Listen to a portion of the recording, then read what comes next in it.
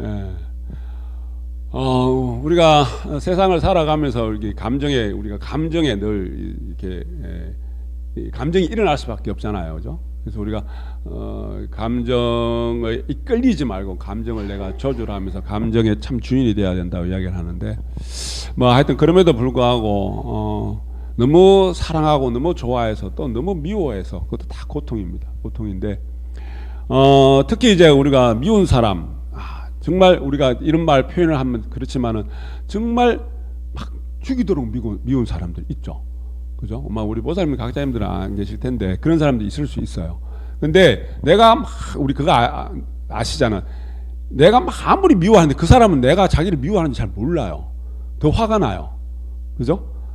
그러면은 결국은 나만 손해예요. 나만 손해고 내가 결국은 내 몸에 스트레스 받은 내가 일찍 죽어요. 그죠? 그러면서 이제 내가 일찍 죽으면 안 되잖아요. 미운 사람이 일찍 죽어야지. 그죠? 하나의 방법이 있대요. 미운 사람이 일찍 죽게 하는 방법이 있대요. 잘 들어보세요. 미운 사람이 일찍 죽게 하는 방법은 그 사람이 좋아하는 것을 하나씩 매일 하나씩 해주래요. 매일 하나씩 그 사람이 좋아하는 거. 그러면 그 사람이 일찍 죽는데요. 좋아서 일찍 죽는데요. 어떤 한 며느리가 시어머니가 너무 보기 싫어가지고 시어머니가 너무 보기 싫어서 시어머니를 어떻게 일찍 좀 어떻게 해버려야 되겠다 싶은 생각에 시어머니가 인절미를 그렇게 좋아했대네요. 그래서 매일같이 인절미를 해드렸대요. 네, 매일같이 인절미를. 진짜 죽더래요. 좋아서. 진짜 좋아서 죽더랍니다. 자, 이제 우스갯소리죠. 우스갯소리인데 우리가 미운 사람이 생기면은 그 실행론 말씀에 경전의 말씀에 그 사람을 위해서 복을 지어주라라는 것도 우리가 우리 이 현실 속에서 그냥 사용하는 말, 미운 사람한테 떡 하나 더 주는, 그죠? 떡 하나 더 주는, 물론 뭐 똑같은 건 아니지만은 같은 맥락이 비슷한 맥락이 있다, 그런 생각을 한번 해봅니다. 자. 두 사람이 막 마주보고 땅에 있는 물건을 보고 막 마주보고 싸우는데 막 숫자 6자 있죠. 숫자 6자를 딱 보고 이제 내가 보면 6자죠. 이쪽에서 보면 저쪽에서 보면 뭐 숫자가 뭐예요? 9자잖아요.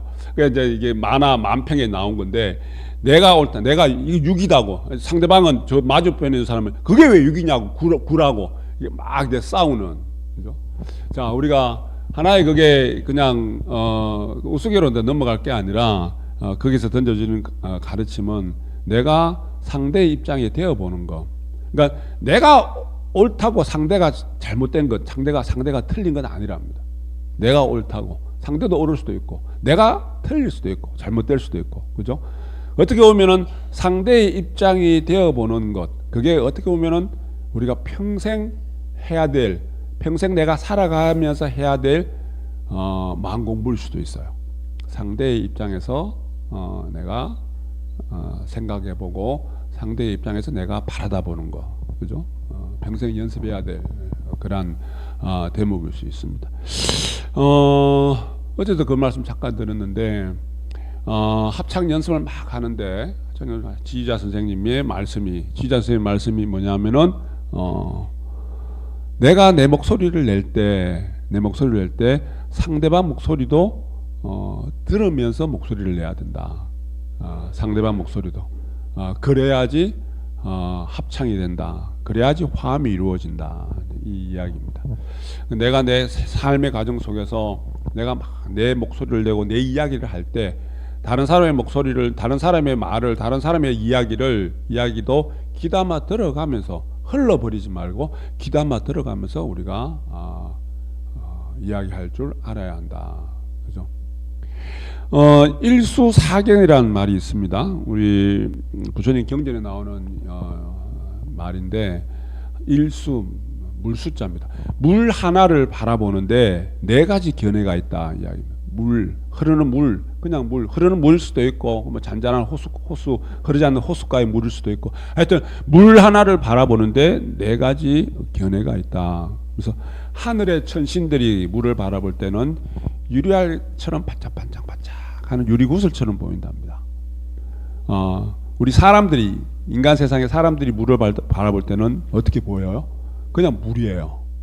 그냥 물입니다. 근데 그 지옥계에 있는 악귀 중생들이 물을 바라볼 때는 물이 피고름처럼 보이는 고통스러운 어떠한 고통스러운 것을 은유해서 고통스러운 모습으로 보인답니다. 자, 그러면은 우리 물고기들한테는 물 속에 사는 물고기들한테는 물이 내 고향이죠. 내 마음의 안식처입니다. 편안한 어떤 그런 내 집이에요. 내 집. 그죠? 그렇게 보이죠. 한 여인을 바라볼 때, 아름다운 여인을 바라볼 때 같은 여인의 입장에서는 어떻게 보면 시기 질투의 대상이 될 수도 있고, 건장한 한 청년의 입장에서는 어떤 내 사랑의 애정의 대상일 수도 있고, 그죠? 한 수도성의 입장에서는 부정의 대상, 왜? 부정한 물건으로 보기 때문에 부정의 대상일 수도 있고, 어떤 아란의 입장에서는 그냥 한 여인이 그냥 아무 그 감정이 일어나지 않는 한 여인일 수도 있고, 그죠? 그렇습니다. 자, 똑같은 사람이라도 똑같은 내가 내 마음 상황에 따라서 마음 상태에 따라서 어떠합니까? 마음 상태에 따라서 내 아내가 아니면 내 남편이 이쁠 때는 한없이 이뻐 보이기도 하고, 그죠? 그리고 내가 마음이 불편할 때 바라다 보면은 한없이 미울 때도 있고, 세상에 저렇게 미운 사람이, 예? 세상에 가장 미운 존재일 수도 있고, 세상에 가장 은혜롭고 아름다운 존재일 수도 있고, 그죠?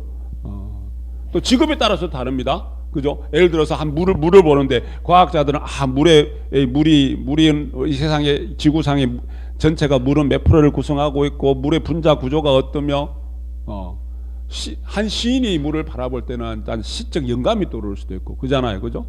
어부가 물을 바라볼 때는 내가 거기에서 내가 물을 통해서 고기를 낚아서 생활을 하는, 물을 바라보는 감정이 다 다르겠죠. 그죠? 그래서 우리 부처님 경전에 능엄경이라는 부처님 경전에 일수사견이라는 그 말이 하나의 물을 바라봄에도 사람에 따라서 내가 어떤 존재이냐에 따라서, 그리고 내 어떤 마음 상태냐에 따라서 한 대상을 바라볼 때 다 달리 보이더라. 다 달리 보입니다.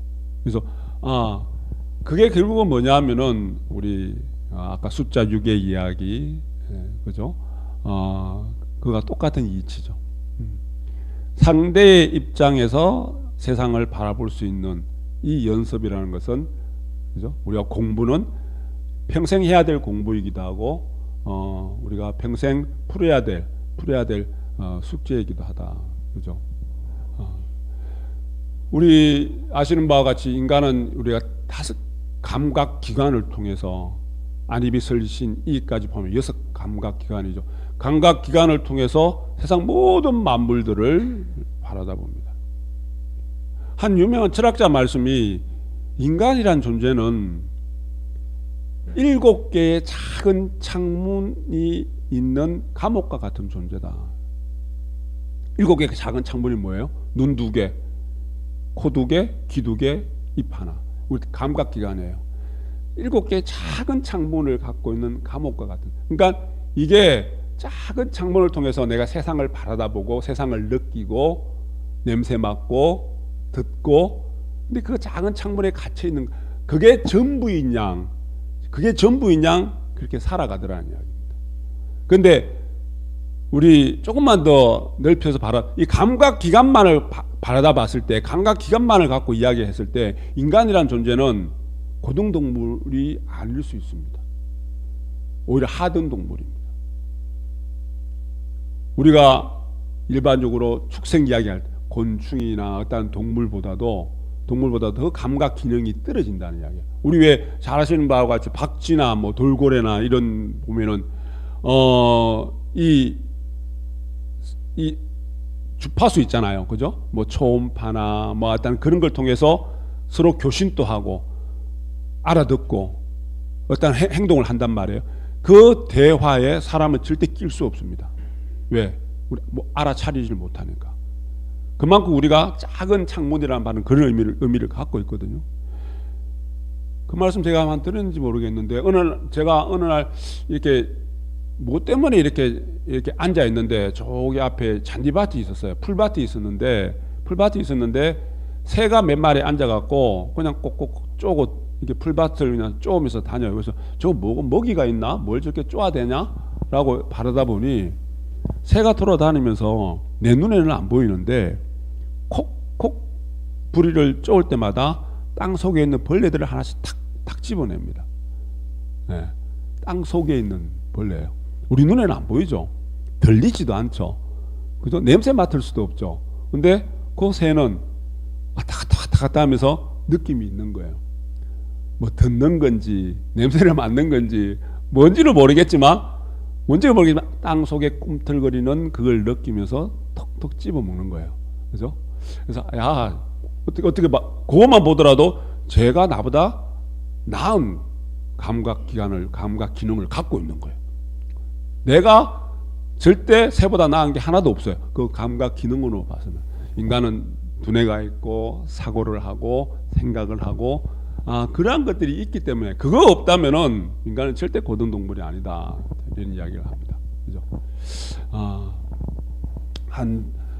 사찰에 동자성이 마당을 이렇게 쓸고 있어요. 마당을 쓸고 있는데 한 선비가 이렇게 이제 어깨를 쭉 팔자걸음을 이렇게 옵니다. 그런데 동자성에게 뭐 얘도 갖추지도 않고 그러니까 꼬마로 보이니까 자, 이 사찰의 대웅전은 어디고 부처님은 어디 계시냐 이렇게 묻습니다. 동자성 말씀이 대웅전은 선비님의 몸이 대웅전이고 부처님은 그 안에 계십니다 라는 말씀을 합니다. 내가 곧 대웅전은 뭐 부처님을 모시는 전가, 그죠? 부처님이 내 안에 계시다면은 이 몸이 곧 대웅전일 수도 있고 이 몸이 곧 우리가 하나의 작은 시민당이고 하나의 작은 법계이고 하나의 작은 소우주이고 대웅전 안에 있는 부처님이 진짜 모셔져 있는 형상의 부처님이 진짜 부처님이 아니라 내 안에 있는 부처가 참 부처일 수 있고 그것을 세상을 바라볼 때 인간 모든 내 주변에 있는 존재들을 바라볼 때 하나의 물건이지만 보는 견해는 경전의 말씀처럼 네 가지 견해가 있듯이 내가 내 인연 있는 우리 모든 존재들을 바라볼 때 남편을 바라볼 때 아내를 바라볼 때 그리고 우리 동료들을 바라볼 때 부모님을 바라볼 때 자식을 바라볼 때 도반과 친구들을 바라볼 때 이 세상을 바라볼 때 내가 어떻게 이 세상을 바라보느냐에 따라서 세상은 달라집니다. 그죠? 달라집니다. 그게 어떻게 보면은 우리가 마음 공부하면서 풀어야 될 숙제이기도 합니다. 한번 우리가 의미해 보면서 염송을 한번 해보시기 바랍니다. 진원봉독합니다.